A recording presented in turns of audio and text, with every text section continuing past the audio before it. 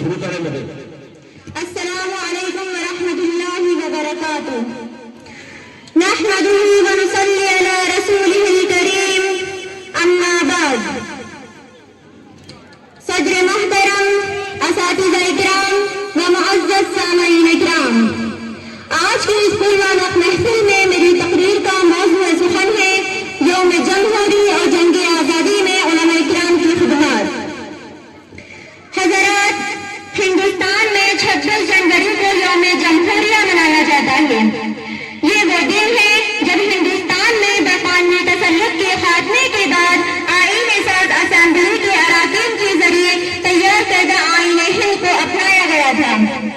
26 جنوری 1950 سے اس آئین پر عمل جاری رہا. حمیدہ آج اپنے زخم پنہا کر کے چھوڑوں گی، لہو دوروں کے محفل کو گلستہ کر کے چھوڑوں گی.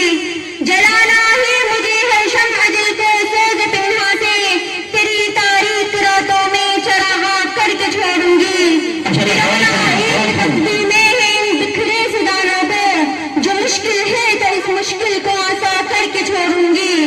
دکھا دوں گی جہاں کو جو میری آنکھوں نے دیکھا ہے، تجھے بھی صورتیں آئین حیران کر کے چھوڑوں گی.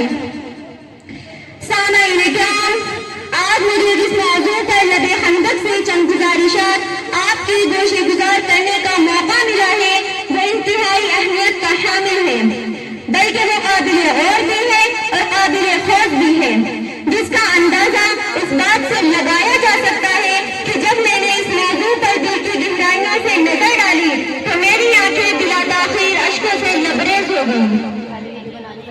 حضرات، پنجاب جب میں اس کے بارے میں سوچوں تو مجھے وہ بوڑھوں، بچوں اور نوجوانوں کی قربانیاں یاد آتی ہیں اور ان معصوم و بیدار عورتوں اور بچیوں کی عصمت دلی کے واقعات یاد آتے ہیں جنہوں نے ہندوستان کی آزادی کی خاطر اپنی جانوں کے نذرانے پیش کیے اور خاطر ہندوستان میں رنگ بھرنے کے لیے جانثار مسلمانوں نے اپنا لہو دیا اور درندہ سکت بھیڑیوں کی پیاس اپنے خون سے بجھائی.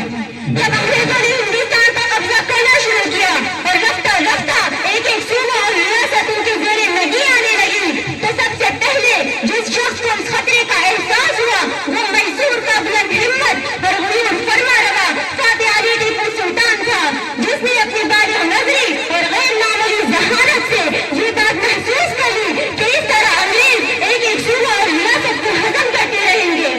قریب تھا کہ انگریزوں کی ساری منصوبوں پر پانی پھر جائے، مگر انگریزوں نے جنوبی ہند کے امراء کو اپنے ساتھ ملا لیا اور آخرکار اس مجاہد بادشاہ نے 4 مئی 1799 میں شری رام پٹن کے میدان میں جامع شہادت نوش کیا. ان کی لاش کو دیکھ کر کافی انگریز نے اعلان کیا کہ آج سے ہندوستان ہمارا ہے. حضرات، ملک کی مسلسل بحرانی برداشت کرنے کے بعد ہندوستانی فوجوں نے مئی 1857 میں عالم جہاد بلند کیا.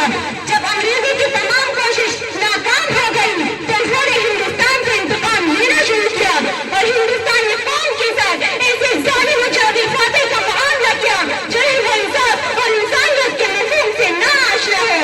پھر انگریزی افواج دہلی میں داخل ہو گئی اور اس آیت کی تفسیر سامنے آ گئی: ان الملوک اذا دخلوا قرية نفسدوها وجعلوا عزة اهلها اذلة.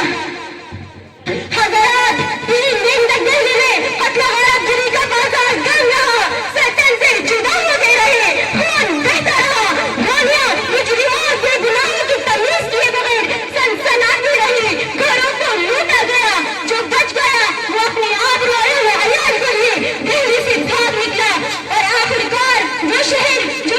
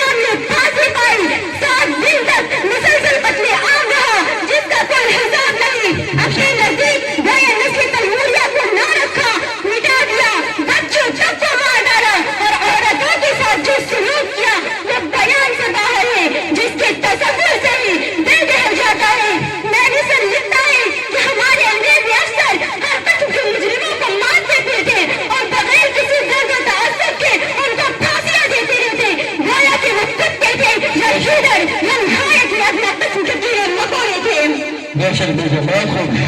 بدن ہمارے تھے زخمی زخمی جگر ہمارے ہوئی تھی چلتی کہ آزمائش تھی ہم پہ ایسی مگر کبھی بھی نہ ہم نے اس کی گواہ رہنا وطن کی مٹی گواہ رہنا وطن کی مٹی ہزاروں ماں بلائی ہم نے کہ آشیاں تک جلائے ہم نے یہ سر کبھی نہ چھپائے ہم نے جلائی تھی واپسی کی کشتی گواہ رہنا وطن کی مٹی گواہ رہنا وطن کی مٹی. حضرات یہ تاریخ کا ایک بے گناہ باب ہے اور اشک و آہ کا جگر پاش سلسلہ ہے. سینکڑوں روشن گرانہ چہروں کی فصل ڈٹی تھی تب جا کر کہیں دامن بہتاب میں چاندنی کے پھول کھلے تھے اور جبین شب کی ظلمتوں میں نور پھیلا تھا. بے شک بے شک. یہ ساری کاوشیں تھی دین کی ایمان کی خاطر یہ ساری کاوشیں تھی دین کی ایمان کی خاطر ہزاروں کھلتے تھے ایک ہندوستان کی خاطر. بے شک بے شک. حضرات تو آئیے ہم عہد کرتے ہیں کہ آزادی کی حفاظت اور ملک کی سالمیت کے لیے کاندھے سے کاندھا ملا کر چلیں گے. ہندوستان کی خوشحالی اور ترقی کے لیے ہر ممکن کوشش کریں گے اور یکجہتی و جذباتی آہنگی کو فروغ دیں گے. بے شک بے شک. خدا کرے وہ